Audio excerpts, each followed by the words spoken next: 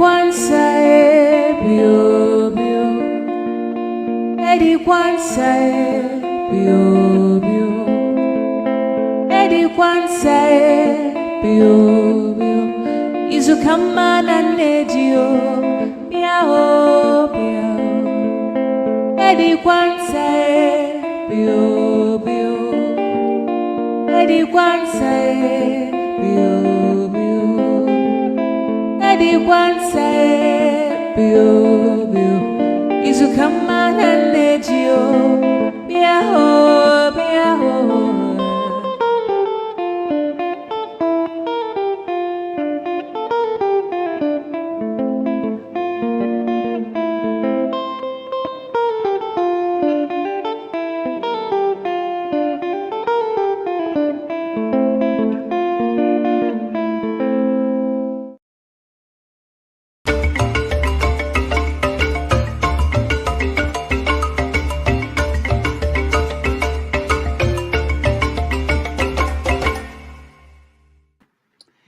Hello, welcome to the 5th season of 90 Minutes Africa.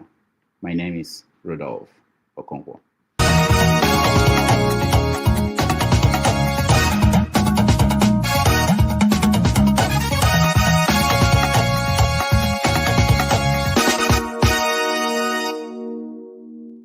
Right, we start this season with a special edition of 90 Minutes Africa. For the first time in the history of the show, we have a traditional ruler joining us as a guest, of course. And if we are going to have a royal father as a guest, it is proper that it has to be my hometown's traditional ruler, His Majesty Engineer Nick Modum Obi, Igwe Omenye Nnobi. Born in Nnobi on November 22nd, 1938, he started school at Christ the King School, Aba, before continuing at St. Mary's Secondary School, Nnobi. For his secondary school, he attended Bishop Shanahan College in Olu, and later at the Government Trade Center, GTC, Enugu. He worked at Opopo Boat Yards after secondary school, where he saved enough money to pursue his education abroad. He traveled to London in 1961 to study civil and gas engineering at Enfield College of Middlesex, London. As a student in London, he encountered some of the January 15, 1966 coup plotters on their return from India, where they planned the coup. During the Nigeria-Biafra War, he became an active student activist in London, leading Biafran activists at Hyde Park, London, to gather relief materials for Biafrans and to protest against Prime Minister Harold Wilson's backing of the Nigerian government during the war.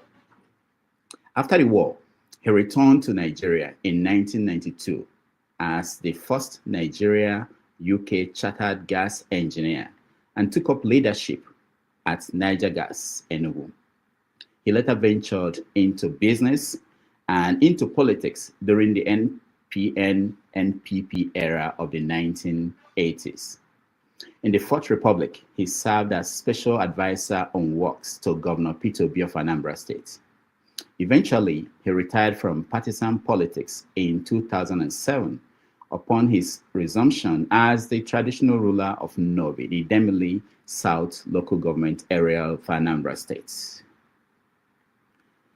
Join us today as we welcome on this special edition of 90 Minutes Africa, our special guest, His Royal Majesty, Igwe Omenye Nnobi, Engineer Nick Modum Obi. Igwe. Hello. Welcome to the show. Yes. It's an honor to have you today for me and for all our people who are watching at home. Thank you so much. Thank you so much. You. Let's start with the current situation in Nigeria. the political environment is heating up. I know before you became the king of Nnobi, you were part of the political setup in Nigeria from the 80s. So what do you make of the current political situation? Thank you very much, Mr. Rudolph Okonkwo. I don't know, you should have been a chief. It's in your hands. I recognized you some time ago. I know. All you are doing for Nigeria, for Africa, for Nnobi in particular. Because as I used to tell people, they must try and put Nnobi on the map. And there's no other way to put Nnobi on the map except the way you're doing it. Let me just correct one or two points in your introductory. One, I came back to Nigeria in 1972, not 1992. I've been in Nigeria for 50-something years, 53 years. It must be an error. It says 72. Yes. Yes. Two, I was special advisor to Governor Peter Obi, political. Okay. From political, I moved to works. From works, I moved to utility. Okay. Yeah. I retired from utility to become the Igwe Nnobi. Yes. If you could repeat your question, because the question is about the political environment today in Nigeria. How do you assess it? Being that you've been there from the 80s, understanding or participating in politics. Yes. I participated in politics in the 80s. We're one of the people that followed the Ikemba Nnobi. If Emeka Odumegwu Ikemba Nnewi, sorry, not Ikemba Nnobi. Odumegwu. And then, because we were in London, we were following him. So when he came back from Ivory Coast, we joined him in NPN. When you ask about politics in Nigeria, unfortunately, the politics in Nigeria, I should say, is rather less. It's rather less because it has no ideology. I mean, you are in US, you have the Republicans and the Democrats. Possibly they have their own ideologies. In UK here, you have Conservative and you have Labour.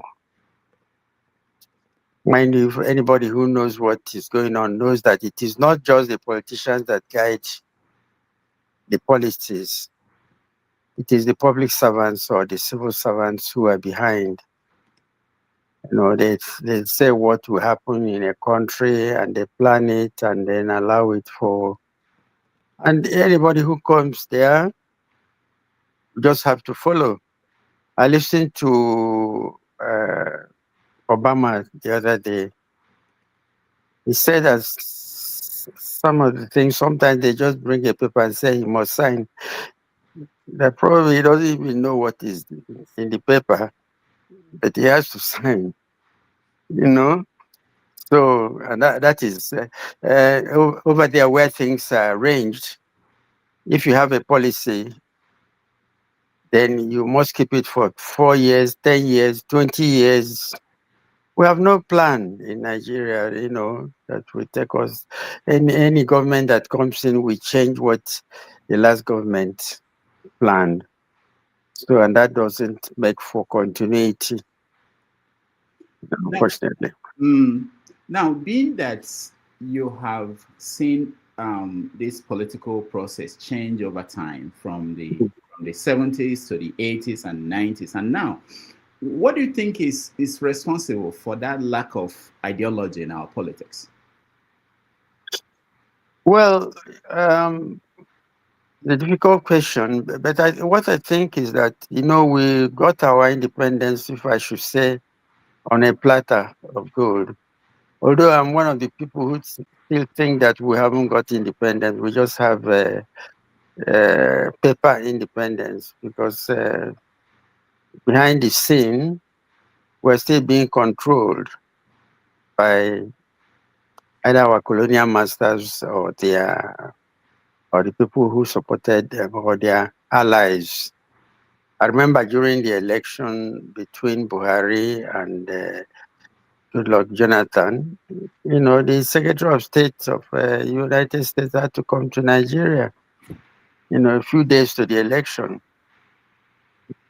so on and so forth. And you still know that there were people, whoever is going to run for election will come to Chatham House in London, and then they'll interview him, and we don't know what they tell them behind the scene.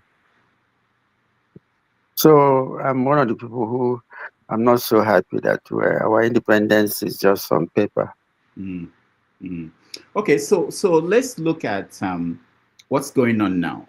So we have this structure. I don't know when it was put in place. This rotational presidency that is not on paper, it's not constitutional, but somehow politicians, they abide by that. But now we have a situation where these opposition parties, you've been in opposition before, opposition parties are blaming the party in power, which is the APC, that they are trying to stop them from functioning as opposition party. Do you think is fair criticism of APC? Well, I don't know. As a traditional ruler, we are bipartisan. That question is actually for the politicians to answer. Okay. Yeah. I was thinking that with your insight in the past in politics. Yeah. If I may just say, well, what are we practicing in Nigeria? Is it liberal democracy? Is it? I think what we're practicing, I don't know the type of policy we're pursuing, is winner take all type of politics. And if you practice winner take all, of course, once you get in there, you may not allow any other person to come. All right. Let's go to traditional rulers and the role they play. Recently, we had this conflict between the Oni of Ife and the Alafin of Oyo. And when I was in Nigeria in June, I went to Kano. I went to during Salah, and I saw what happened there, where the emir, there are two emirs competing. They have Sanusi. I went to the Sanusi one event, which is the main one. So this idea that the elected officials are now in charge of the traditional, what happens to the traditional thrones that we have in Nigeria. What is your feeling about that? It wasn't like this before the Europeans came. Well, before the Europeans came, probably we didn't have traditional rulers per se. You mentioned only of Ife and then the Laughing of Oyo. Well, their own is even, you see, it's interstate. You have Oshun, you have Oyo. They're lucky that they can even be recognized. In the Southeast, it's not that easy. If you are a traditional ruler, you are a traditional ruler within your domain. Although we tried in Idemili, North and South, to come together to confer chieftaincy on somebody. It's not easy for a traditional ruler, an emir or Oba, to confer chieftaincy title to somebody outside his domain. For instance, in Anambra State, for you to confer chieftaincy title to somebody who is not from your community, you have to write to the traditional ruler of that community that you are conferring chieftaincy title to Mr. A or Chief A from his community. for his information and courtesy demands that. It's part of our code of conduct. Yeah, but in some places, like if you talk about the Oni of Ife or the Laughing of Oyo, they've been there before the Europeans came, and it was after the coming of the Europeans and the handing over to Nigerian civilian administrations that they took the power away from them. In the South, it's a little bit different.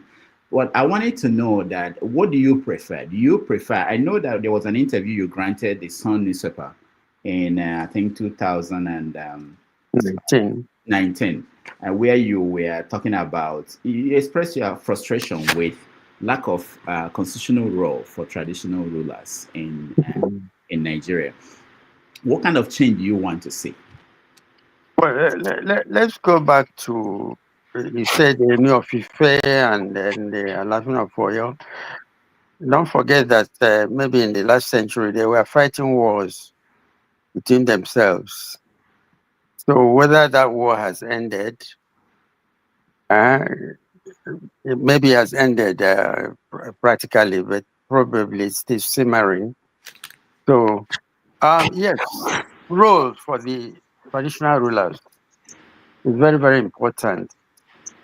You cannot have somebody, some of the traditional rulers, if you take, you mentioned the Emir of Kano. Yeah, somebody who rose to become the governor of Central Bank. He was the managing director of First Bank and all that. Or if you come down to the east, Obia Furniture, the director of Shell International, and then so among the traditional rulers, you have a lot of people who are qualified, who can hold their own. For instance, without blowing my own trumpet, I'm the first Nigerian chartered gas engineer from UK. And what it means is that I have intellectual property to protect, or even to share, or even to contribute on something tangible. So it's very important that the traditional rulers should have a role to play, because we are very close to the people. We are close to the community. Yeah, if let me give an example at Nnobi. Every day or every evening, somebody will come. Oh, I have my mother is in hospital, and this and that. Then they will show you open wound of surgery, and then somebody has to go to school, either university or somewhere, and then you are close to them. And then the issue of security. The traditional rulers are very close to the people. And when it comes to security, I remember the last regime in Obiano, they say if there's any kidnapping or armed robbery, they will hold the traditional ruler responsible. If you remember what they said, that taxation without responsibility is a problem. And that's exactly what that was. Thank you. Yeah, in that interview, you said that when government systems fail, that ordinary people, first contact is the traditional ruler. They depend on the traditional, like you mentioned now. Yes. But what tools do you want to be given? What kind of system do you want to see? For instance, in the UK, and I think we copy the UK example, where you have the royal family, King Charles, they don't have direct role in terms of governing the country. It's ceremonial. But what do you want to see change in a structure like Nigeria, where you are playing the role of the traditional ruler, but you don't have security, you don't have power of the force. We don't have the fund. Yeah. What do you want to see changed? Well, we like, for instance, what happens in Nigeria, if you call the police, or the DPO. The DPO will say, oh, where's the vigilante? Because the vigilante, the DPO may come from Maiduguri or from anywhere. He doesn't know the people. He doesn't know the system. So what we will, if you empower the traditional rulers, the traditional rulers will know his people, knows the community. It will be easier. You know, you mentioned we're not talking about state police. Yeah, I mean Nigeria is a funny place where you have federal police. Then from federal police, nothing else. Anywhere in the country, if I take, for instance, in UK or even US, in UK you have the metropolitan. Almost every local government or county has a police, has its own police. You know, so I'm not surprised that things is unimaginable, that things don't work. Where anything you want to do, you have to get to Abuja. If you want to put a petrol station in Nnobi, you will write to the Department of Petroleum Resources in Abuja that you want to put a petrol station in Nnobi, and so on and so forth. I like that you brought up vigilante, and I know that there's one in Nnobi, and the state governments, they also have vigilante, and the president Tinubu just talked about making sure that he is going to make sure that there is state police before he leaves. So that structure, how is it working at this point? How is the local vigilante in Nnobi? How are they working with the federal police and with the state vigilante, which is I forgot the name they call them. Udogadi. Yeah. Yeah. How is that? How is that relationship going? Because it will help us understand what will happen when there is state police. Well, at the moment you have, as you said, Udogachi, and you have the federal police, that is the commissioner of police. And then you have the DPOs who are on ground. What happens at the moment is that if the vigilante, the ideal thing is that if the vigilante arrests somebody, they should report to the Nigerian police through the DPO, and the DPO will now report to his CP, depending on the type of matter. So we think if because they're also talking about community policing apart from state police. State police. That is the government, the state in Nigeria, the states in Nigeria having their own police. They also want community policing. So you have community policing, you have vigilante, then you have at the state level, introduced by Governor Soludo, the Dogachi, and and all these people should work in tandem. They should work closely with the federal police. The main problem is that just like at the community level, the traditional ruler used to be the chief security officer, but now it's been changed. It's now the patron. The traditional ruler is the patron. But the governors have been complaining. Oh, you call us chief security officers, but the commissioner of police is answerable to somebody in Abuja. So where there is if the relationship between the commissioner of police and the governor is not excellent, then he may or may not take any order from the governor.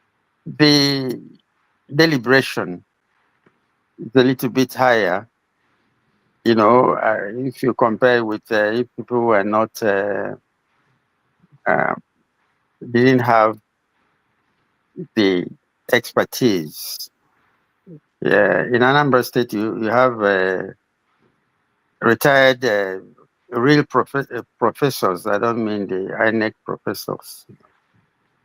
You have retired professors who are in the State Traditional Rulers Council. You have people like Obi of Onitsha, who is the renowned international, and many others. So it has changed a lot of things. It also, let me also start with something that I may call mundane. That is our way of dressing. You know, how we dress simple dress, you know. And then it trickles down to the people. Because what you are telling them is that, look, there's a better way of doing things. We have to bring development. We have to bring things, you know, to the community. So, you know, so we can now talk about planning, about what do we put in our place. Thank you. All right, we are going to take a break at this point. When we come back, we want to hear from Igwe what he can tell us about P2B, who he worked for during the time he was governor of Anambra State. We also talk about when he was a student in London, what he did during the Biafran War. We will take a break and we'll be right back. Yeah.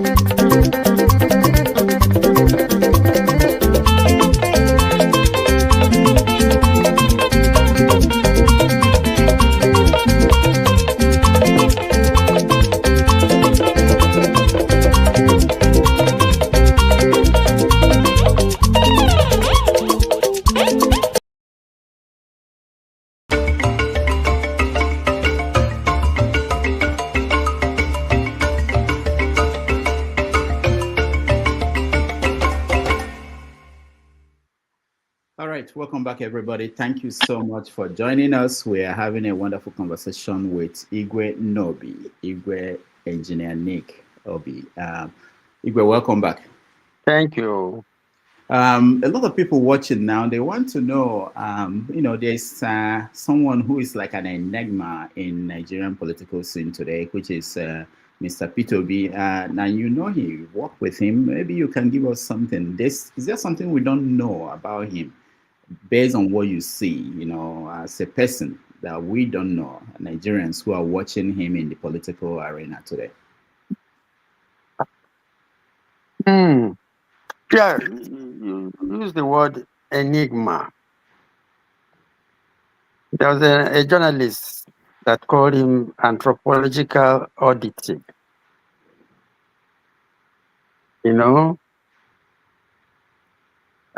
He's an enigma. Well, I was his first advisor of political. And at that time, to tell you the truth, Governor Peter didn't like being called a politician. And that's part of the enigma in him. But something happened, and then I advised him, say, oh, I don't want to play politics. So I asked him, why do you then appoint me as a political advisor if you are not interested in politics? So I don't know. I don't know how we started the APGA. The APGA in 2001. Tekwaso Korea was the first chairman, and then from there, myself, Victor Ume, I was the vice chairman central under Mbadinuju. But Mbadinuju's government wasn't going anywhere, so we said, oh, we have to look for another vehicle, and that's where P2B came in. He said he's a trader. He calls himself a trader. Really, he behaves like one. And a trader counts his chickens and his changes, and that's him. That's him. Is being a trader, is that a good thing or a bad thing in Nigerian political environment? Well, being an Igbo, being a trader is a good thing, because that's what 90% of the Igbos do. The only thing, some traders, I started a company with some people who are traders. If you are telling them about investment or doing feasibility studies and things like that, no, they don't understand. They say, we want what is what the Americans call the bottom line. That's all they want to see, So, let me. Some people have compared P2B to Zik. How do you see the differences in their approach to politics? Well, as I don't know if I was a teenager. I was even about 10 years old or so. I admired Zik of Africa, the long grammar and all the rest of them, and Zik was a pioneer. We cannot call it to be a pioneer. And then Zik, during his time, they were fighting about the independence of Nigeria. I just watched the clip you showed a few minutes ago. where Governor Soludo was saying, well, in Nigeria, our politics can as well. Zik said something similar to that in 1979, that only in Nigeria that you bring out Zik to vie with our own names. You know? So it's interesting. Interesting. Now, for those who don't know the video you are referring to, because we were not live when I played that video, we play a little bit of that. It's actually in Igbo, but we will play a little bit of that and then we'll come back. Land grabbing in a memory van. I don't know where I can go on your bus. It's all organic. You know, if you may, you know. I'm gay, maybe. I can see without Pongos, each of our appointment here without Pongos. Without Pongos, English F9, mathematics F9, economics F9. So, in my English F9, how come we are going? In my mathematics F9, you have a conquer Anambra. I have a conquer. As an on the economy Anambra, but in F9 economics. Basic economics, demand and supply. Go with F9. And I call no wonder businesses in our Obido, Anambra, but they that Obido business in That's also land grabbing. Fantastic, because I'm with F9 economics, maths F9, English F9, economics F9, F9. So no wonder even know Balaka or that. Narapanifa. Election card in Anambra civil service, Onya Hadro qualified to be recruited as a driver. You were F9, okay, EJ school line, better school is home out because you now quick. Governor. Nah, I don't know where you will video himself. Deliver your column, my guy, because anyway, I'll look at democracy. Democracy on your go ticket party. You just go ticket party, Anambra, governor. One no job governor. You could see the governor. On your All right, so for those who do not understand Igbo, that's the governor of Anambra State talking about his opponent in the November election, putting him down essentially, that he didn't do well in school, that how could he be the governor of... Igwe, when you listen to this, as a traditional ruler, somebody representing traditional institution, is this the way we want our leaders to sound and talk about politics? During the election, I mean, His Excellency or Mr. Governor says it's election time. So during the election, they are marketing. They are not trading. They are marketing. So anyway, he can market his wares. It's okay for him. Okay, so this is something that most people have been trying to understand. Traditionally, Igbo people are regarded as Republican in nature.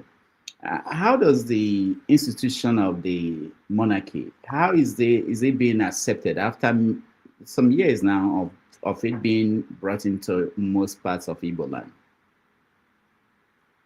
Well, yes, Igbos are Republicans, but we're also communal.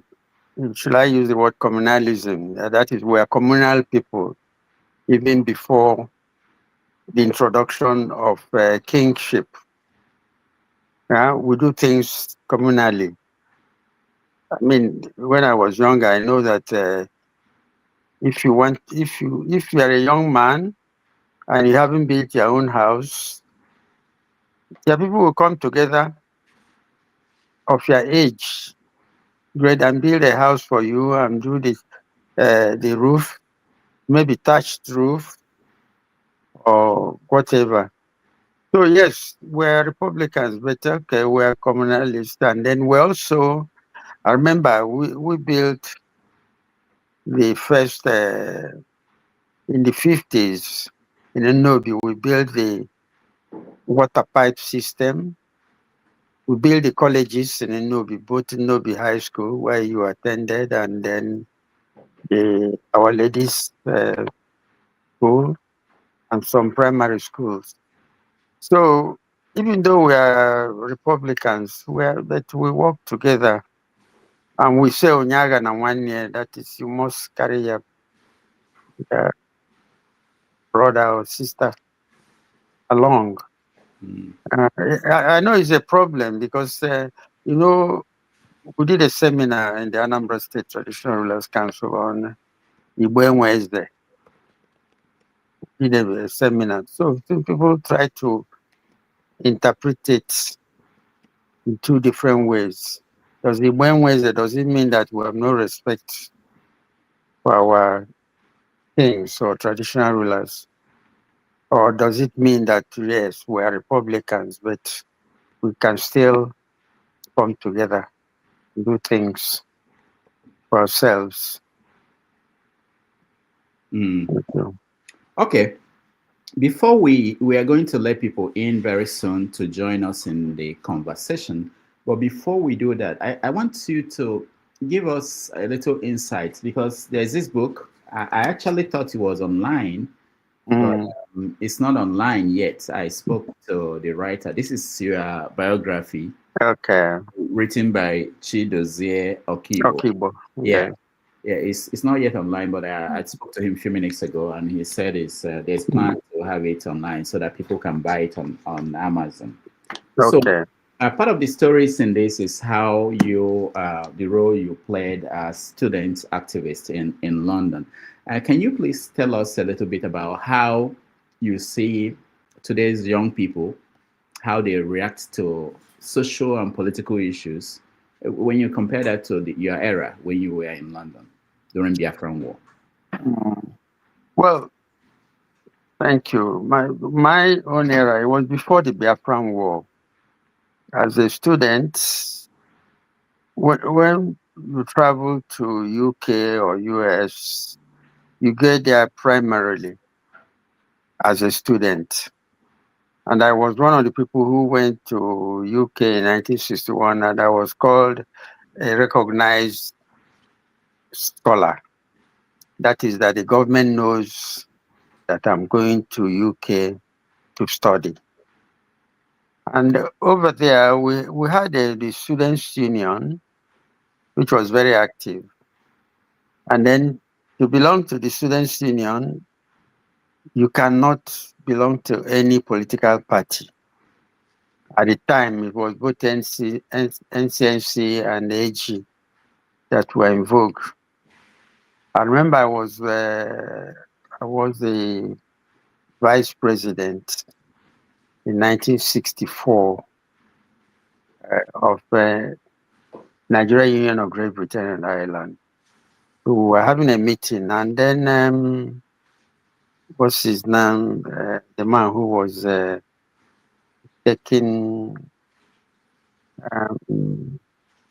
man who was put in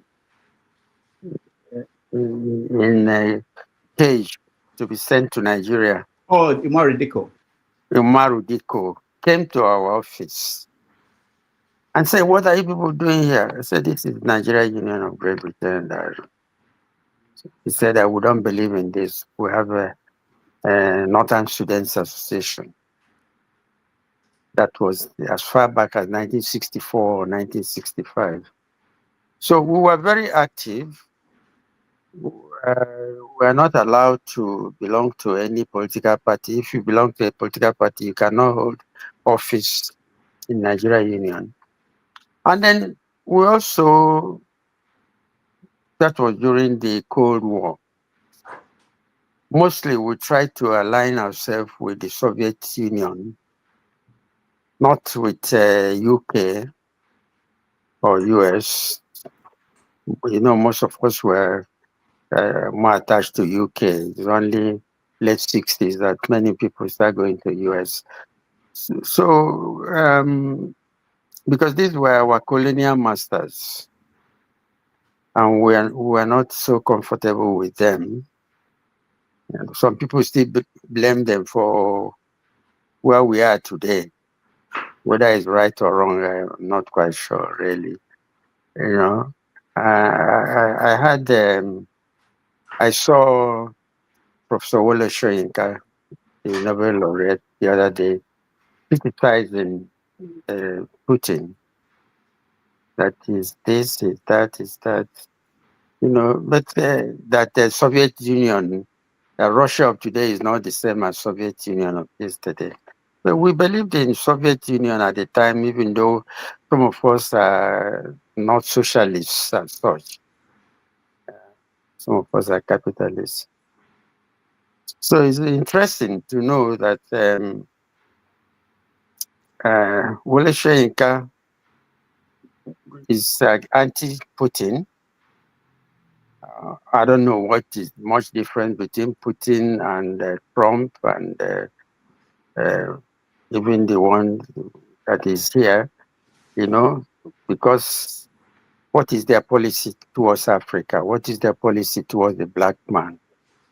This is what really should guide my thinking. Because if you say somebody is not, I also saw the other day somebody was talking about democracy, said there's no democracy anywhere in the world.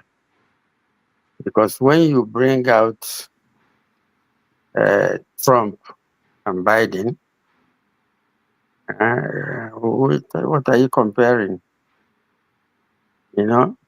So, you know, in democracy, one of the problems you have is how does the leader to be elected, how does it emerge? Because it's a process. If I may quote P2B, says the process is what matters more than the results. So if the process of bringing somebody is not proper, and then you bring two persons, you are talking about the devil and the blue sea.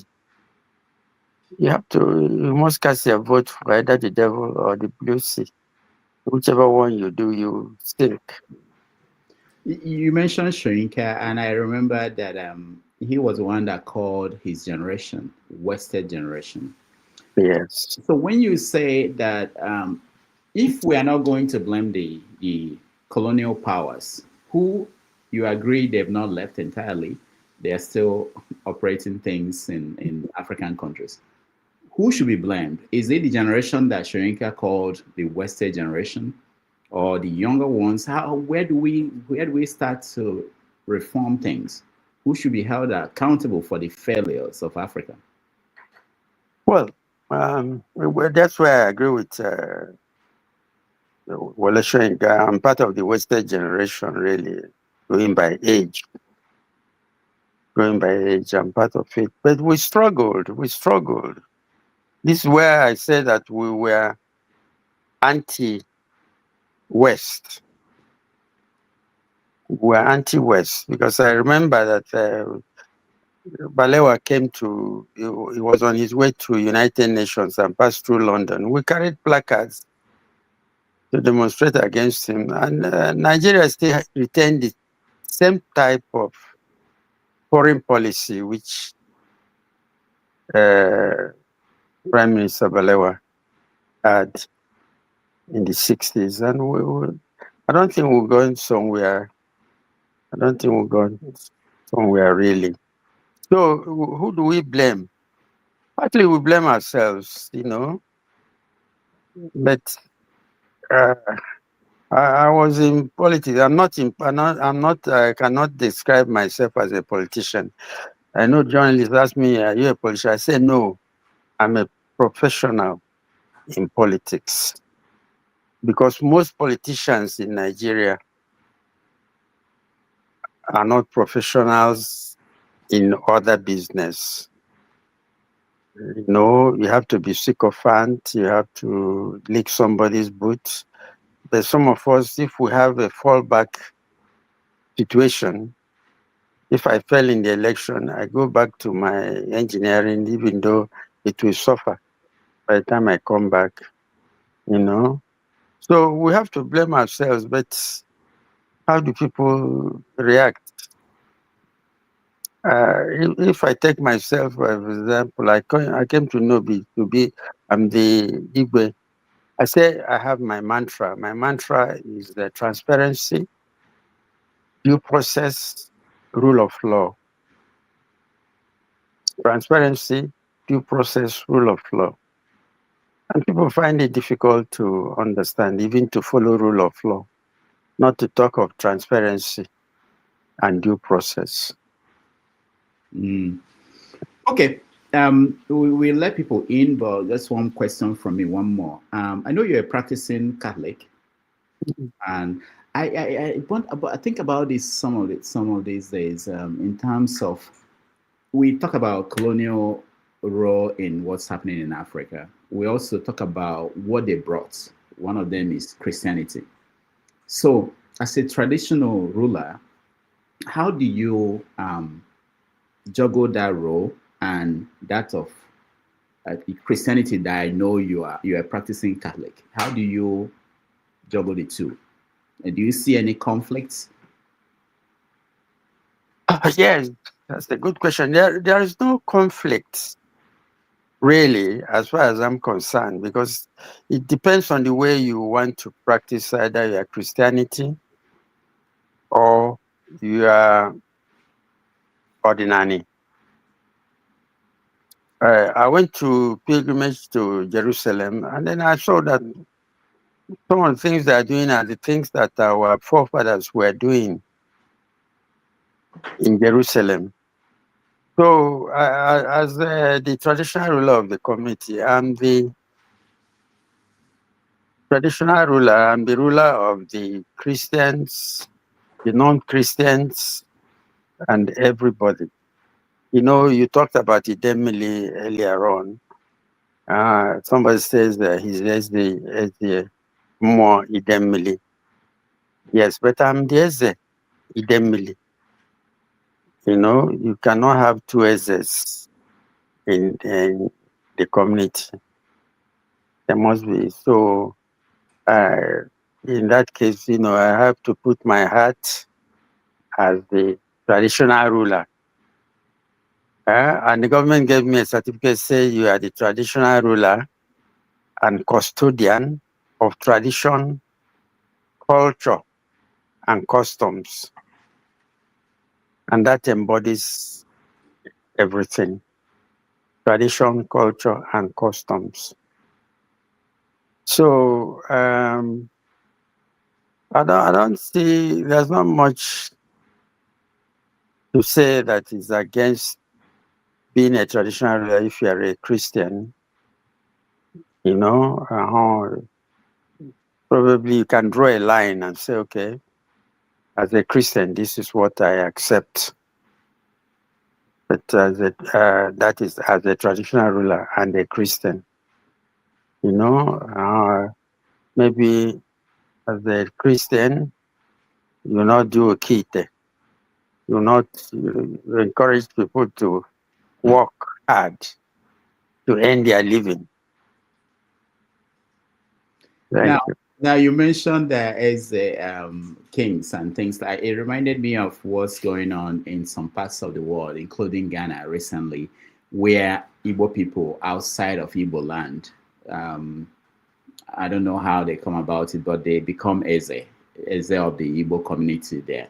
And it's a problem. And recently, the traditional rulers in the Southeast had a meeting, I believe, and issued a statement. Were you part of that discussion? And what do you feel about somebody in New York or in London saying I'm the Igbo, the king of Igbo people in London or Malaysia? Yes, it's not recently. In fact, it's been there for over 10 years. We've been telling people don't go outside Igbo land and claim to be Eze. You can answer Onyendu, you know, so as not to create the present problem we're having everywhere. You cannot have two Ezes. Somebody says is Eze Nnobi Zuluku of Idemili. We wrote to him and said, look, you cannot claim to be Eze Nnobi Zuluku when there is already an Eze. That word, Eze, Obi, Igwe, is in the legal this thing of the traditional rulers law that you cannot answer it of your community unless you are the traditional ruler. No, so we condemn anybody going outside Igbo land, whether in Kate or Surulere, answering Eze Igbo. You can answer Onyendu the Igbo in that area, just as they call Namdekano Onyendu, you know, to avoid the problem. Although I think probably the Ghana people are going too far with what they're doing. That is my own personal view, really. Mm. All right. Let's get our people involved in this conversation. Mr. James, welcome to the show. Thank you. Thank you. So you are we have our guest, the king, the Eze Nnobi, Igwe Modun Nikobi, engineer. So do you have a question or comment for him? Yes. Please, can you hear me? Yeah, we can hear you. Good. I can hear you. Thank you very much for coming, sir. You. Long may you live, and may your reign be peaceful. Thank you. Thank you. Unfortunately, I will not be able to ask you a question. Let me ask you questions for traditional reasons. I was brought up in Benin City, and we are not of the habit of asking our king questions. We draw their attention to issues. So that's the strategy I want to use. I will express my opinion, then you let me know what you think about it. I cannot ask you questions as a traditional ruler, if you don't mind, sir. Thank you. Okay, sir. You said something about community effort. We don't know what the government of Nigeria is doing for the people of the country. If I need water, I drill a borehole in my compound. If I need road, we resort to community effort. If I need schools, I send my children to private schools. If I'm sick, I go to private hospitals. If I need justice, I go and buy a lawyer. You know, there's nothing government is doing for anybody because we gave them the chance by adopting these shortcut methods to avoid or to encourage government irresponsibility. There's something I want to know. The traditional institutions in Africa, they disappointed the people catastrophically. For 400 years, they sold Africans into slavery. The white man was able to build America and other countries from the sweat of the black man. I do not know what African kings did with the profit they got from slave trade for 400 years. They have nothing to show for it. I do not know the reason why. Then the issue of state police. That's the last, I think. The issue of state police. I don't support state police for one reason. In Benin City, where I was brought up, we had an armed robber called Lawrence Anini. While he was operating, it is an indigene of that state, serving in the state, George Yamu, who was conniving with him. So if we should form a state police, we have, let's say, Bender State Police Force, there is no guarantee that members of the state police force will not perpetrate crime. In fact, it will be more serious because they know the state better than any other person, so they know how to perpetrate their nefarious activities. And lastly, somebody should remind Professor Soludo, you don't need a university degree to be a good administrator. Thank you very much, sir. Long may you live. Thank you. Reign be peaceful. Thank you. Okay, sir. Thank you, Mr. James. Go ahead, Igwe. Yes. Mr. James, you are protesting, and the best way to protest is to get involved. Get involved in the politics. If you say you won't get involved, you won't vote, you won't do this, things will keep on getting worse than they are now. Some of us, Shoyinka said we're a wasted generation. Some of us felt that we should get involved to see if we can change things. And then probably we didn't achieve what we should, but at least we made some mark. On the state police, they're just using Nnobi as an example. Probably, if more people, more than the other guy you mentioned in Benin City, were involved in looking for Nnobi, maybe they would have succeeded earlier. Because the problem is that if you have a federal police, most of the people there are, I won't say foreigners, they are non-indigens. In Igbo, we say that the man in the house knows the chicken that has bad leg. So I think if the practice all over the world is that you have the police. I use an example that if you want to build a petrol station, let's say in Benin, you have to go to Abuja to get the authorization to do it. No, nothing works. That is the over-governance, as far as I'm concerned. Thank you. All right, thank you, Mr. James. Let's go to, I think Ovie is next. Ovie, welcome to the show. Yeah, Your Majesty, may your days be long. Thank you. Yes, sir. Unlike Mr. James, I'm also from the Benin Kingdom, but I'm a member of one of the royal home called Orifa family. So I'm in a position to ask questions. I have that privilege as a member of the royal family.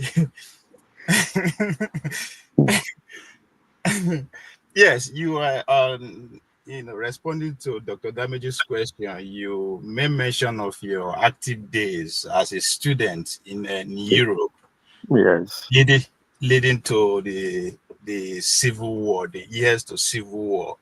So as a very active student who, as you said, you are anti-West, what role did you see the West, especially the United States and the British, play that contributed greatly to the Civil War, and what happened subsequently after then, that those people back home are not privileged or in a position to actually see, just like it's happening today? Oh, thank you very much. Yes, I mentioned it earlier. Some of us, why we are anti-Europe or anti-US, is that because we know the role they played before and after the Civil War. Being that I was active, and then being the president of the Nigerian Union of Great Britain and Ireland, and then unfortunately for me, my wife, who had just passed on a couple of years ago, was the secretary with the Labour Party. So in 1965, she showed me a document by the Labour Party under Harold Wilson, that if there's any problem in Nigeria, between Nigeria and Biafra, that they will back Nigeria. And that's so I had that privilege of knowing that. And then I know that if you also use the US as an example, in US, between Richard Nixon and Robert Kennedy. Robert Kennedy was for Biafra. Richard Nixon was for Nigeria. So when Robert Kennedy, so Biafra became an issue in 1968 election in US. So when Robert Kennedy was assassinated, was killed, then Nixon didn't talk much about Biafra, but he alluded to Biafra. But when Lyndon Johnson came in, the thing was shut completely.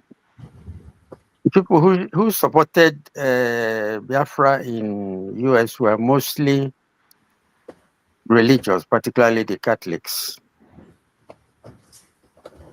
Because the Kennedy, from their father, Joseph Kennedy, to their sons, John, Robert, and others, were all Catholics. So they supported even the Archbishop at the time, or Cardinal, not Archbishop. So the same thing happened in UK. The Biafran issue was a funny situation because even in UK, while the Commonwealth Office was anti-Biafra, the Foreign Office was for Biafra. And in 1967, I was in Moscow on my way to Ulaanbaatar, which they call Outer Mongolia. Mongolia is divided into two. One part is with China, the other part is with Russia. So the Russians were, at the time they said it's an Israeli war. That's where the Biafran got into trouble with the Russians and later the Egyptians who sent their pilots. Because, almost all the pilots before the war were Igbos. So when they left Nigeria Air Force, the Russians had to ask the Egyptians to come in.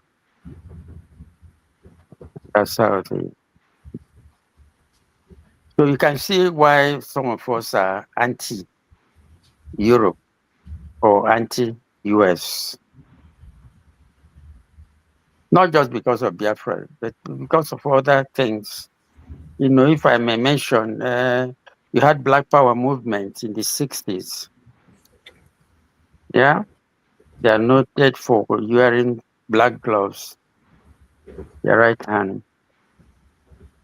So we support them because they are blacks. We want blacks to be free. But they didn't support Biafra because they think that we are trying to divide the black people. All right. Thank you. Wow. Thank you. Wow. Thank you. Thanks. All right. Let's go to man of prestige who is answering comparable facts. Welcome to the show. Yeah, greeting, Dr. Rudolph. Dalona, our excellency, the highness, Engineer Ibe. It's nice to have you on this platform. It's very honorable to have you, having a distinguished scholar, in my own opinion, coming to give us some information. So I'm going to ask you a question, sir, if you don't mind, in reference to the Igbo nation, where we are right now. In my own opinion, we used to, the ordinary Igbos used to live what we call the Nigerian dream before the Biafran War. And, we are a dominant force when it comes to Nigerian politics before, but the way we are right now, where do you see us going from now? Because I feel like, we have been marginalized politically, we have been disregarded. So where do you see us getting out of this, conundrum where we are right now? It seems like we are not being regarded in Nigeria. We just have the few, maybe the politicians, living the Nigerian dream. But the ordinary Igbos like me, we are not living the so-called like Nigerian dream. We are being excluded from Nigerian all aspects. Can you comment on that, sir? Yeah, thank you very much. That's a question that we can ask and answer ourselves. You know, for the Igbo, they say, if you feel that we're disregarded or marginalized, we should help ourselves. And that's one of the reasons why we're thinking about think home. You know, if we can try and develop our area, we help ourselves. And if our governors can come together and then make sure that our area, whether the 5 states, can work together. Even if they don't work together, let every state try and see what it can do to improve the area. We cannot be waiting for the federal government. You know, I appreciate that some of the problems depends on the policies of the federal government. But if we can help ourselves, it will be better for us. All right. Thank you, Igwe. Thank you, man of prestige. What we're going to do now, we're going to take a quick break. When we come back, we round up with Igbo Basics, Righteous Man, and if there's any other person who is back end. But we are going to take a quick break. We will be right back with Igwe. Is it 5 minutes again? 5 minutes, please. Okay. All right. Thank you.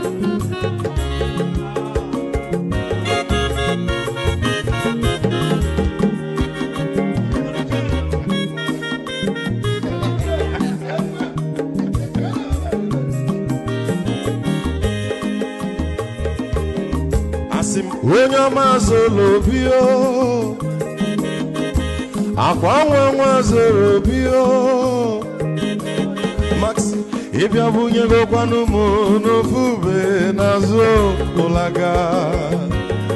ụlaga n'ịbịa zigo, mmanwụ ụlaga do n'ịbịa zigo, akwa nwa ilochi o, biko rapụ zoro ka ọ nabazi ya.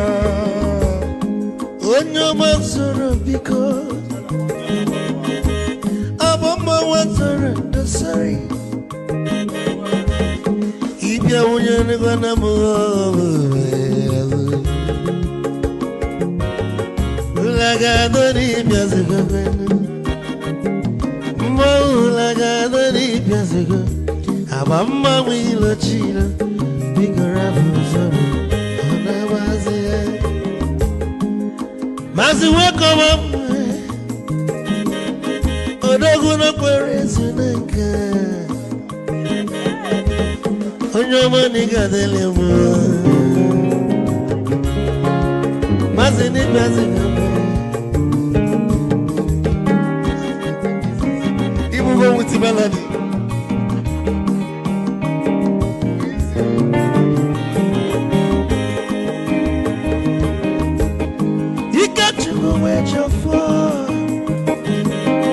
Odogwu nachala n'ọka ezi nwanne m n'ịgadele m ụlagado n'ịbịazigo mma ụlagado n'ịbịazigo amama m ilochilo biko rapụ zoro ọ nabazi tee onye ọma zoro Mama was a sorry. If I were to go on a fool, Hulaga, don't Piazugo, Nazaboy. Molaga, don't Piazugo. Amama will chilo, Biko Rapuzoro, Hanabazi. A dog can never be kitchen for. I'm a Pamnika Gogodia. Well, you work well. He can't jump a bell. Hey, you want?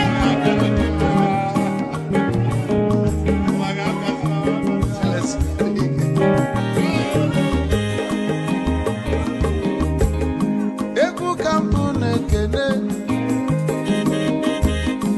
Omogo ndị nsọ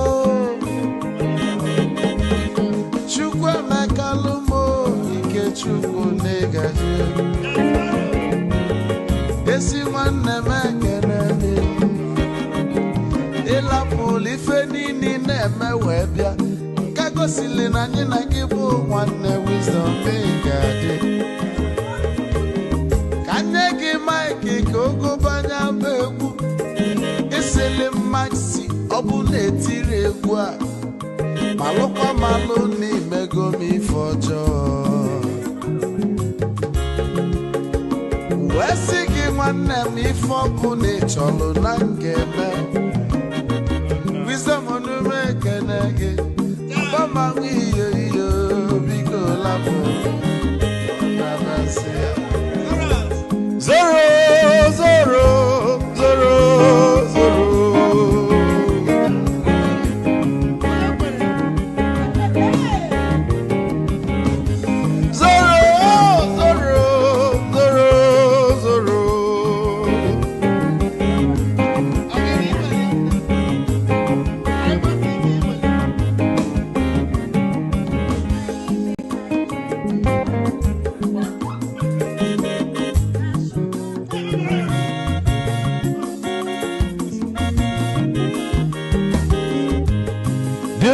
Joy na bugwa Hausa Sokoto Ujembe nwilo anụ solo nwe ma n'ọfịa n'ara onye nwụrụ zuru ike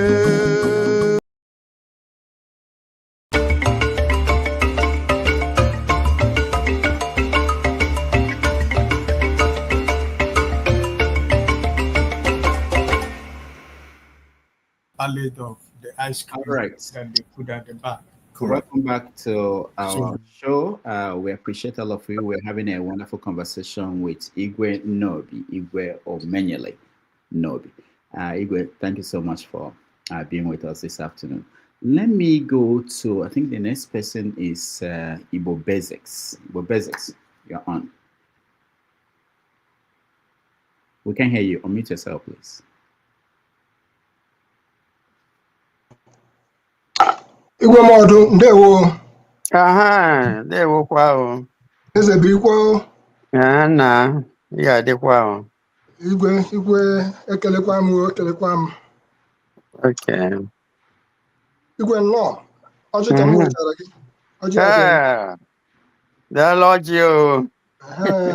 Ọ dị mkpụrụ ọjị one? Ọ dị nnọọ. Ọ dị, okay, o zuru ezu. Ya dịrị gị mma. Ọ ga-adịkwara gị. Ọ jiri ụlọ ekwu ebe o si. Ọkụ ya? Enyego m ya. Inyezie ya Rudolf, ọ ga-eru m aka. Hallelujah. Amen. Rudolf ọjị ahụ ga-erute gị aka. Okay. Ya abịa n'ụzọ dị iche. Igwe abụ m onye Ibere. Onye? Ibere. Igbere. Be Maazị Ụkọnụ. Ụkọnụ, yes. Yes, be Amadi Ikweche, be Justice Ikweche. Ikweche. Yes. Ikweche, Nakweche. Nakweche. Oh, nwanne m nwoke. Ikweche nwanne m nwoke. Yes. Okay. So, ndewo. N'egbughị oge, anụọla m ọtụtụ okwu, many things that you have talked about here. I'll just touch up on a few of it. Right off the court, I would say on the issue of wasted generation, I beg to disagree. And the reason why I beg to disagree that you are not wasted generation is because it's on your shoulders. There are some of us who came like 16 years after your sojourn to the UK, some of us who came. It's on your shoulders that we stood. And it's also on your shoulders that both the independence we are enjoying today and everything else that we are carrying on with. It's on the shoulders of people like you that we stand and move forward. So I beg to disagree that you're a wasted generation, you're not. And whoever calls that, the lizard fell down from an iroko tree and he nodded his head. In the sense that if nobody is praising me, I'll praise myself. So for me, I am praising that generation of yours. And we'll put that aside. On some of the things you talked about, specifically about I'll call it bastardizing of chieftaincy titles. You came at this process from the angle of how you dress, how you present yourself goes a long way. And that's why, much as I'm a titled man in Anambra State, much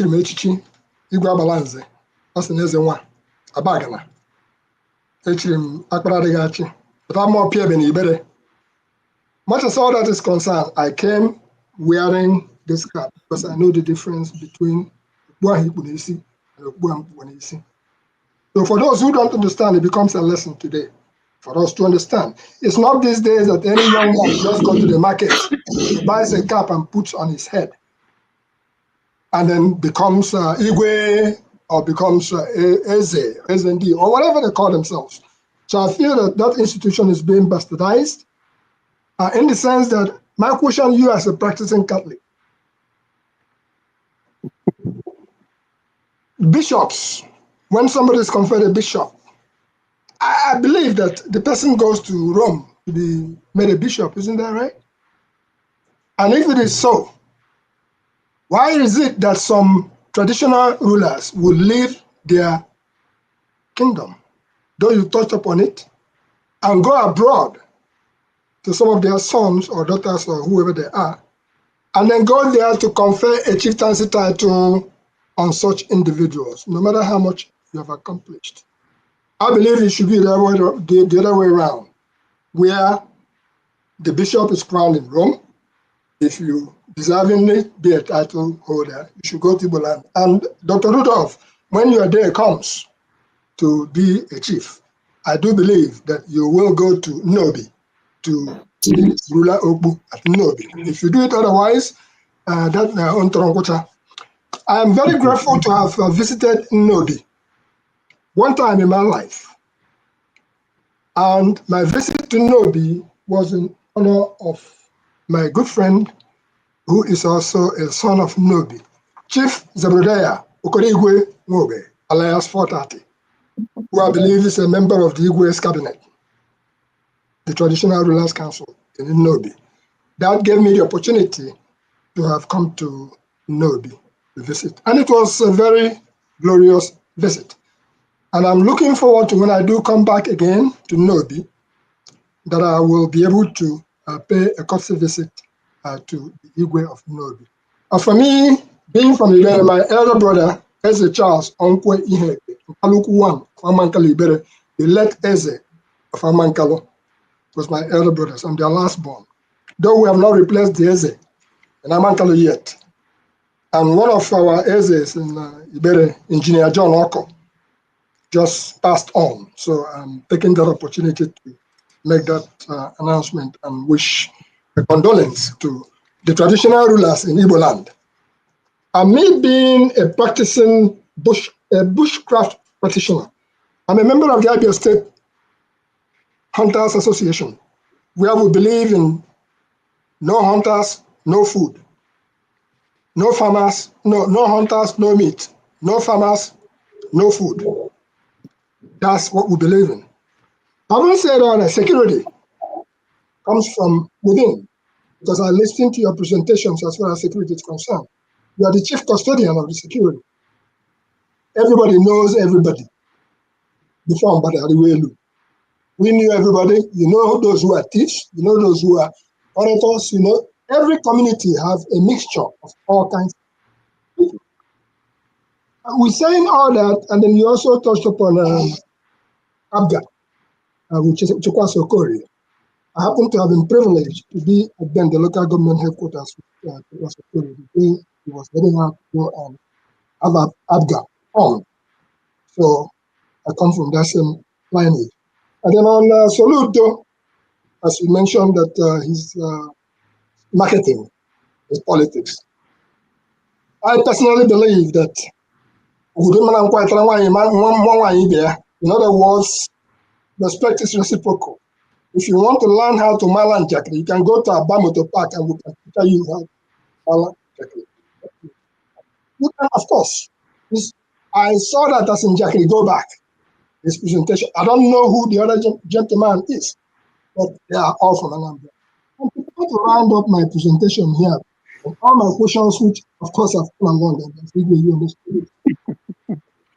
in Igbo Gadi, which is a group I belong to here, some elders. They just made a presentation of who they call that the Igbos have lost. It's a video that's going around. Igbos have lost their elders to the United States. And it's very painful to see them all lined up. Yes, annual events are okay for us to do. They're all lined up, and you can see the men of timbers and caliber and everything out there had all kinds, all of them wearing red caps, except one of them wearing Isiago.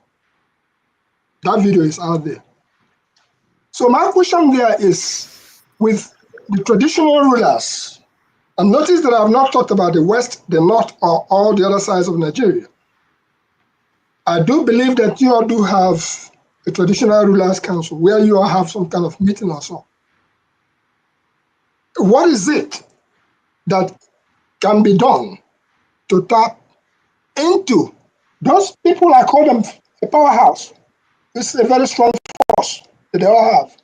What is it that you all, as Ndeze, are doing to appeal to them? I'm not saying to force. I'm not saying to chastise. I'm saying to appeal to them to bring that force, because we don't want any more of Professor Collins or Collins, who said they say from Okatatai, very close to Newai,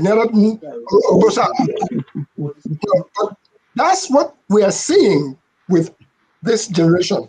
Security is not an excuse. What can we do to harness the force of what we all have from abroad here? All right, thank you, Igbo Basics. We have As I close, Nnobi has given us quite a few great sons and daughters. Two of the eminent ones I've had the privilege of meeting. Rudolph Okonkwo, who is here with us, and also Chika Opala, aka Zabudat, of which we are preparing to present a book on him, which that book is on the reading stage now. That's good. That book is on the reading stage. I'm from Ibere, but I felt it was something that is worth doing. Along with Bishop Uzuku of the Catholic Bishop of Mina, we are working on this angle. Hopefully, we will communicate with you after this, because the traditional ruler of that great town should be there by all the time everything is done about this book. Thank you. It's on the reading stage now.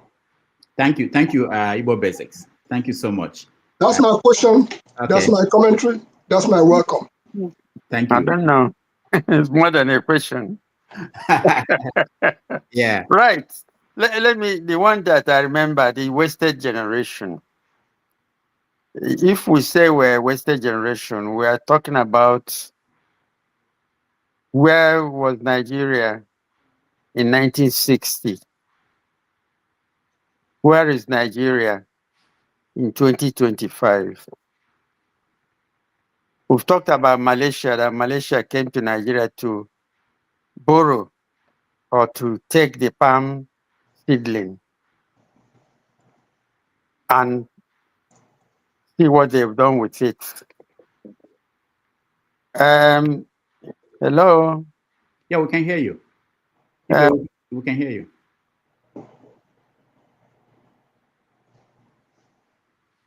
Technology.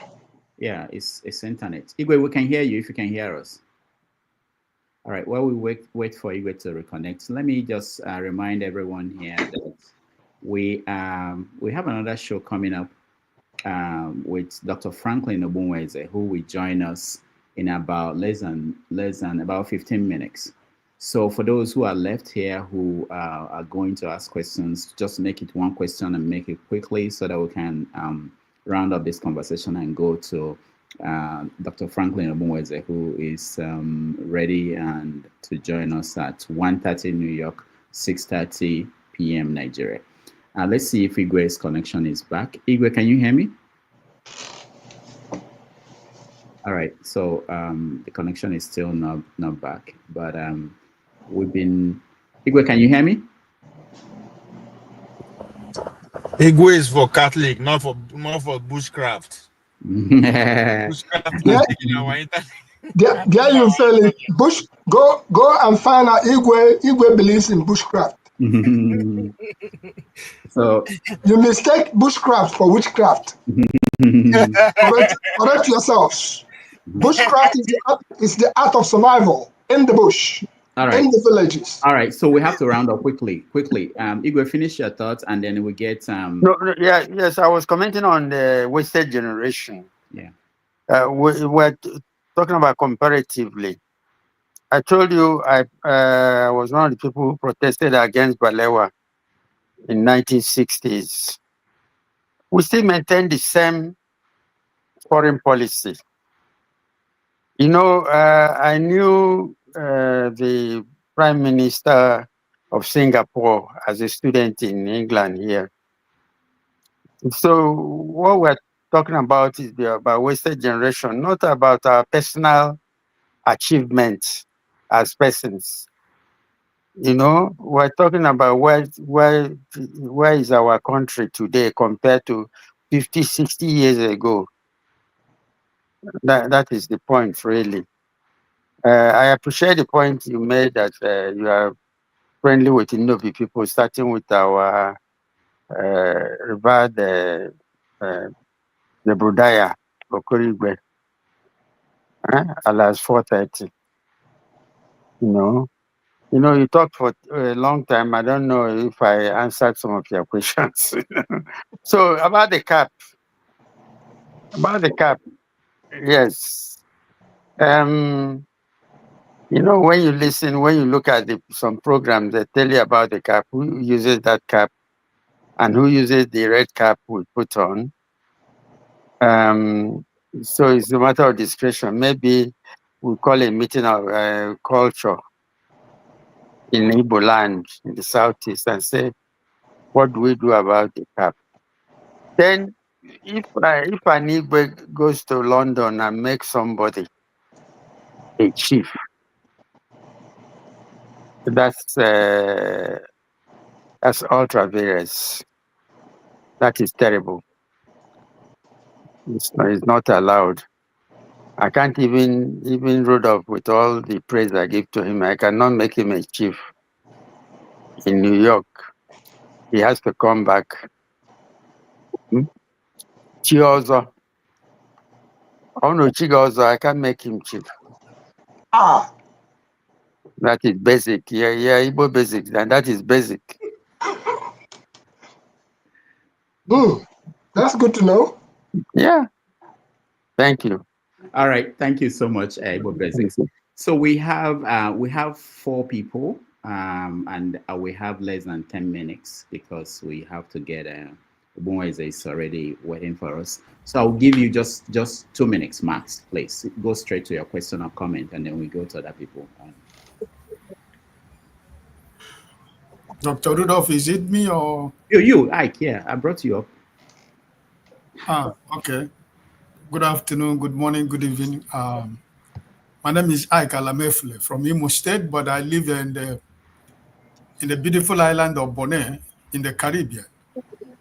Igwe Igadio. Yeah, thank you. It's not a question, but a kind of a commentary. As an Igbo man, and my frustration is all about the bastardization of the traditional institutions by the political elite in Nigeria, more especially in the Southeast. Some of our traditional rulers has become a pawn in the hands of the governors of the states. And I am wondering what is people like you that are so eminently respected from your speech. I've been listening. I'm working, but I've been listening. What are we doing to restore back the glory of the traditional institution where traditional rulers should have respect? Because they have lost it, whether we want to accept that or not. traditional rulers in the Southeast has lost respect because they have decided to abandon their traditional and cultural institutions by playing politics. And I think it has not augured well for anybody. Because when we talk about the security in our communities and our villages and towns, it is because that the traditional rulers have decided to become political party members that they have abandoned the normal responsibility, which they're supposed to be the head of every community, that when they speak, the people will listen. So my question is, Dr. Rudolph, don't cut me off. My question I have to. I'm sorry, because we are really short of time. His Royal Highness, my question is, what are you eminently qualified people like you with honor are doing to restore that image and that credibility and respect back to our traditional rulers? Thank you and God bless you. May you live long. Igwe. Thank you. Thank you. What we're doing, I think I've covered this earlier on, because we have different, I don't know, you're Alamefule, you know, I don't know, but you see in Anambra State, we have eminent traditional rulers. We have a code of conduct. I just given an example that you cannot make somebody a chief from another community without informing the chief or the Igwe of the other community. And we don't sell our titles, and you know, I wouldn't do that. Thank you. All right, Ike, thank you. I'm sorry, because it's not. I want to make sure I give other people a chance to say something at least, because they've been waiting to. Let's go to Oti. Oti, quickly, 1 minute, please. Igwe, okay, then. And It's just because of lack of time, and I think my questions would have been a bit more elaborate. About I try, and actually it goes to the point that Rudolph has already raised with you, and that is really the role of traditional rulers in relation to, if like the character and disposition of an Igbo man and the Igbo social political setting. Now, this is a kind of really asking the question: the traditional ruler, that role, your role and your positions, has to be justified. Now, you did mention here that you know, by way of justifying the position of traditional rulers in a country, in a political system that is democratic, you are close to the people. Okay, that is correct. But then the question: why do we have so much insecurity in Igbo land? If, I mean, every community has traditional rulers and they are close to the people, they are supposed to know their people. So what is going on? Why can't we maintain peace and order in Anambra State, in our communities, you know, with traditional rulers being there and being very close to the people? All right. So Okay, thank you. Sorry. that's my question. And okay, sorry. right. I know. I could have discussed in a different way, you know. Thank you. He That's covered right. it. We can say one. Thank you, Mr. Oti. I think you're from here, probably. You know, no, Orumba South local government, and I happen to be a member of a new member of the cabinet. No more. Yeah. Yes, he has the same problem all over. We're not the chief security officers. I've given an example where the governors are the chief security officers of the state, but the commissioners of police will not take orders from them. They have to take orders from Abuja. You know, the problem is very basic in Nigeria. It's not the traditional rulers' fault. You know? Thank you. All right, thank you, Oti. We just have to quickly rush so that I'll give everyone a chance. Mazia Para, you are next. Just 1 minute, your question. Igwe, long life, Igwe. Thank you. Thank you. Maz is from Germany. I'm from Olo, Imo State. Okay.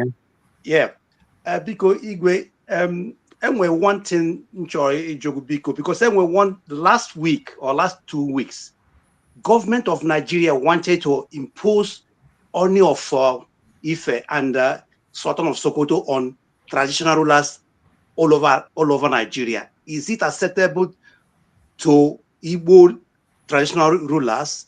Lastly, because your generation did not disappoint us, because your generation saved us from an annihilation of Nigerian people wanted to kill us, but your generation saved us from being, massacred. So anybody who is telling you that your generation disappointed, maybe their own generation, but your generation in Igbo land saved us, we that are 50s and 40s, your generation saved us from being annihilated from Nigerian state. Finally, please do anything you can do to see that Mazi Nnamdi Kanu is free. Thank you, sir. God bless you, sir. Okay, Thank you. The issue of Oni of Ife and the Sultan of Sokoto, the traditional rulers in the Southeast have made their position on that. Nigeria is a tripod, and if you remove one leg, it will not be stable. Let me stop at that. Okay, thank you so much. Righteous man, quickly, 1 minute. Yeah. May the Igwe live forever, as the saying goes. And you Good too. evening, sir. Good evening. Yes, sir.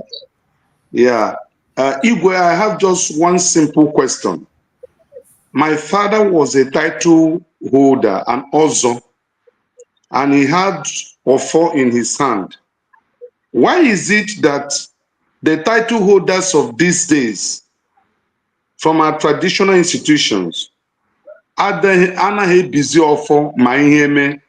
For example, if there are terrible things that happens, I know those days, my father and the other also and the other Nze and Dieze, Yapota, Hekuchoku, Hebiofo. Within period of time, you see result happening. Why is it not functioning today? Thank you, sir. Thank you, Righteous man. Well, thank you very much for that question. During your father's time or your grandfather's time, I don't know how many Ozos there are. Today, it's been multiplied and multiplied and multiplied. I don't know even if the Ozo will go around if everybody takes it. But seriously, when there are serious issues, the Ozo or the Ofo, not the Ozo, the Ofo will still come out and people will listen. And in some communities where there are kidnappings and things like that, they have come out as a people and say, look, this thing must stop. And they put the Ofo down. So it still happens. But don't compare when you had 10 other title people in your community to today. Maybe there are 100 or 200 of them. All right, thank you. Thank you, Righteous man. Forefathers, you're next. Yeah, thank you for having me, Dr. Damages. Greetings to all the panelists, the chat, and the viewers. I have to give special greetings to the guests. Muhammadum Obi, they say long live, long life. I don't know about this tradition very well, but I second everything they've said in terms of greeting. Yeah. In terms of, you made a comment just now that I find a bit unsettling about Nigeria being a tripod. That kind of mentality leads to the kind of instability we have in this country, where this tripod, they want to be competing amongst themselves. Even if minorities have run the country for longer and more often than this tripod. At the same time, this tripod, was it not Fulani that were trouble all over the place in Nigeria, destabilizing Nigeria? It's an illusion to think Nigeria is a tripod. It's just that there are larger groups and other smaller groups. That's all there is. That's what I see. Now, the question I wanted to ask is, because of the instability I see in that south and southeastern region compared to the other parts of the south, is there any kind of advice that you can give in current generation and the advice they should be advising their children so that in the next generation, that region will be peaceful and they will be at peace in the country that they currently live? Is there any particular advice that you can give them so that you can be confident that your children and your children's children are going to live in peace in their own land? All right, thank you, Forefathers. Forefathers, thank you very much. You objected to tripod. The tripod is better than two-legged. It's more stable. As an engineer, I will tell you that. I don't mean that the others don't matter. You know, it would even be better if it's quadruple, if it's four-legged. You know, but what we're objecting to is that in a situation where you used to have somebody has to represent the people of the southeast, of the south-south, there are objections. Even the houses and the not the dormers, the full the people from just say their own chiefdom is much older than the sultan. Therefore, they will not take it. So it's an ongoing issue that has to be settled. Thank you. All right, thank you, Forefathers. And finally, before we run, sorry, in terms of the advice to the coming listening, in terms of the future peace. Oh, future peace. You know, the problem we have at the moment is the instability, the poverty. If there's less poverty in Nigeria, things will be better. I mean, most of the people, if we take Onyeka Onwenu, her father was the mayor in Port Harcourt, River State. A Fulani man was the mayor in Enugu, Umaru Altine, in the 50s. We can still pray and hope that such situation will come back to Nigeria. There will be peace. It does. Thank you. All right, thank you, Forefathers. Let's go to CM. You're the last person before we round up. CM, we can't hear you. If you're speaking, we can't hear you. All right, CM is from the UK, and traditionally the connection from UK is never good. We thought it had something to do with Queen Elizabeth. She left us. It continued to be a problem. CM, can you hear me? No, he cannot. All right, so let's round up. He's laughing, he's smiling. I know he could hear me, but we can't hear him. It's a normal thing. Igwe, it's not a. It's every. All right. Every Thank week. you. Igwe, so I want us to give us your final thoughts. I want to and frame it in terms of the legacy you want to leave for people at Nnobi and beyond. I know your book. Let me show it to some people. Are asking me on the comment section how can they get the book. It's not yet online. It's going to be online soon. So please do. So that Igwe said, I said, please do. I want it online so that yes. So that people can be able to get a copy and read it. It's quite big and went into details of what he went through and the process and how he's been governing the people of Nnobi. So Igwe, your final thoughts. Well, my final thought is for the youths.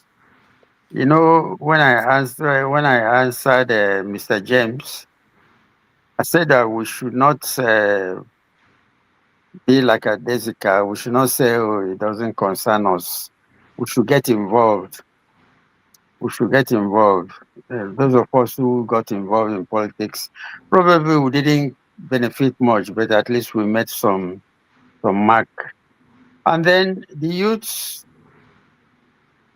very, very important, is you have to work. You have to persevere. You have to work hard. You know, I'm afraid where our youths are going now, thinking that the manna will still fall from heaven, will not. It's not only hard work that will save us, and that's what we did maybe 60, 70, 80, 100 years ago.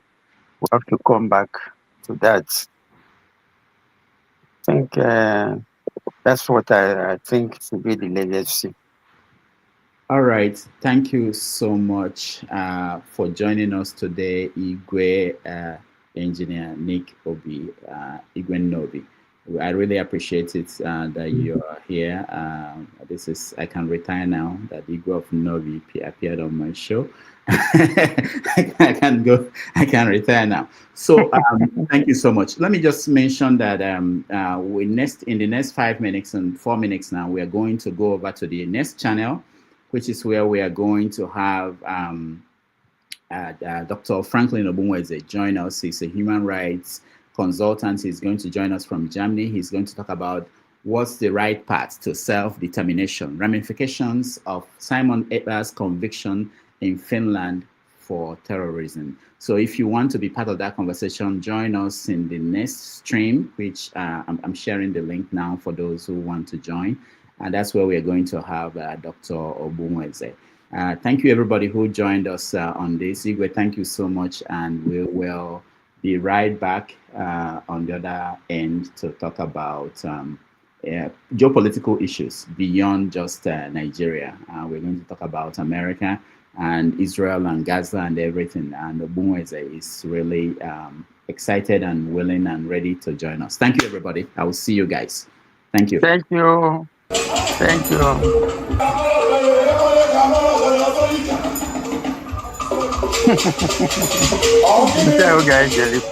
Yeah. Maryland.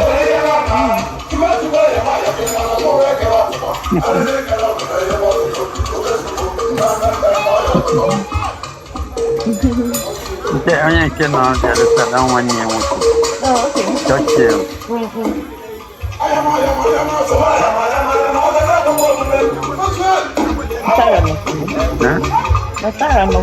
Tyra. Okay.